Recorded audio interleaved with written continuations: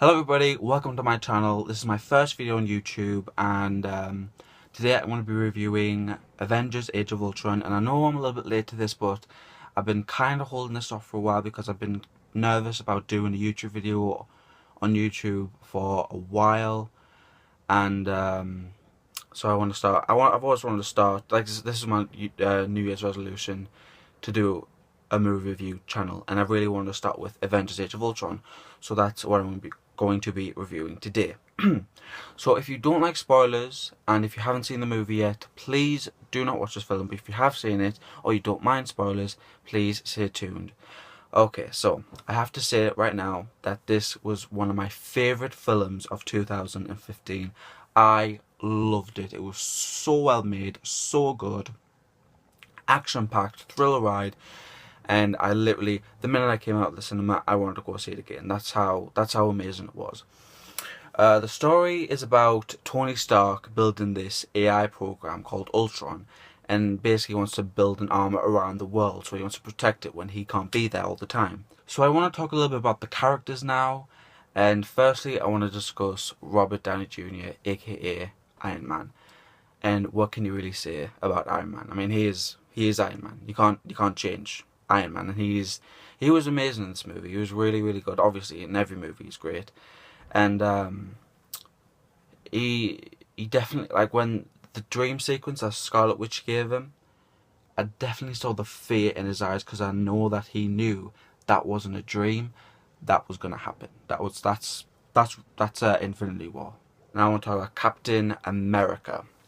And you know, in this movie, he came into his own in Winter Soldier, but you definitely see him developing as more of a captain in these, and as the movies progress, which I really like. I really like seeing that. And you definitely saw Captain America and Iron Man disagreeing on more stuff in this film.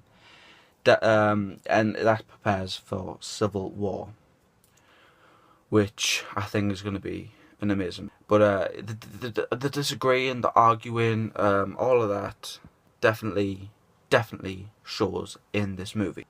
The Hulk in this movie was a lot more vulnerable than he was in the last Avengers. Yeah, I think he's more scared of what he's becoming, because he knows he can't control it. Okay, now I want to talk about Black Widow. She was amazing, she really was. And did you know that she was pregnant while filming, and they had to get a stunt for her? And watching the film, I totally forgot about that, because you couldn't tell. If you didn't know, then you wouldn't know. And I had a lot of sympathy for her, because she was sterile, and which means, like, she couldn't have babies. And that really made me sympathise for her, and made me feel sorry for her, because we're not going to have little brutaches running around anytime soon, which is sad. Okay, Thor.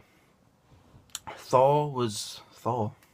Like, but he was much more funnier in this film. Like, when he said to Tony, "Jade's better," I was like, that was really funny. And when he was talking about Vision with the hammer, like saying, "Oh, it's all in the swing," and that, I thought that was really funny. So I did like Thor, and I can't wait for Ragnarok. I think that's going to be a great film. I can't wait for it. And now the Vision was amazing. Paul Bettany did justice for this character, and we're going to see him. Hopefully, we're going to see him in a lot more film. Loved it, and I hope they have a Scarlet Witch relationship, because they did tease that in this film, but not a lot. Like when he was carrying her, and like had a staring moment, and like when she was saying you could see into her soul and that. Speaking of Scarlet Witch, she was my favourite character in the whole film. In the Marvel Universe, actually, she's one of my favourite characters. I love her. It was just so good, and the hand movements she did when she was mind controlling everyone, and the dream sequences, that was fantastic. Elizabeth Olsen was so good. I cannot wait to see her in Civil War, because she's scheduled for that movie as well. She was amazing. And her twin, Pietro Maximoff, played by Aaron Taylor-Johnson, he was great too. Really good. I actually thought that people wouldn't like him. They would like the other one.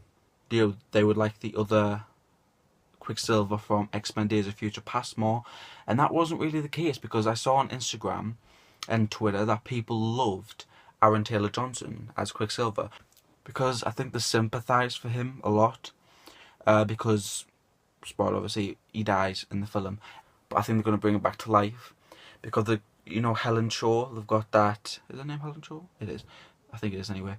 They did Hawkeye's injury. I think they'll use that with him, or this, I had this theory today about what end credits should have been. It should have been Scarlet Witch sitting down looking really, really sad because she just lost her brother, and either Captain America coming in and saying, oh, I'm so sorry about your brother, but I know someone who can help. And he's like, and she's like, who can help, blah blah blah. And then Doctor Strange comes in and he's like, me, and then it cuts to black, or something along those lines. I would have loved to see something like that, something, you know, that ties in with the other movies. And I think Doctor Strange could probably bring back to life with the voodoo, because that's his, I think that's a speciality. So that'd be great. That'd be great to see. Quicksilver, fantastic character. He had some great one-liners, really witty, good character. Now I want to talk about Hawkeye. And in this film, he got a lot more screen time, which he's been wanting for a long time. He's been very vocal about that. And he definitely saw in that. And when I saw he had wife and kids, I was like, oh, that's lovely. That's really nice. So I think he's going to be a little bit more distant because he's got a new baby. It made you sympathise with him, you know what I mean? Now I want to talk about the main villain, Ultron. Wow. Seriously. He was fantastic in this movie. He was probably... It was like Loki and then Ultron, because I love Loki. But he was like up there with one of the great Marvel villains. He is just fantastic. Oh, 1 second. I'm a kid at heart, if you couldn't tell. I got that on a cinema cup. Anyway, he was just a fantastic villain, and I hope we get to see him in more films. I know he died, but, you know, they brought Coulson back to life. Hopefully they can bring Pietro and Ultron back to life, because they were really, really good characters. So, my overall thoughts on the movie: you have to go see this movie. It is so good. Please do not read the hate. Do not read the negative comments. They don't know what they're talking about.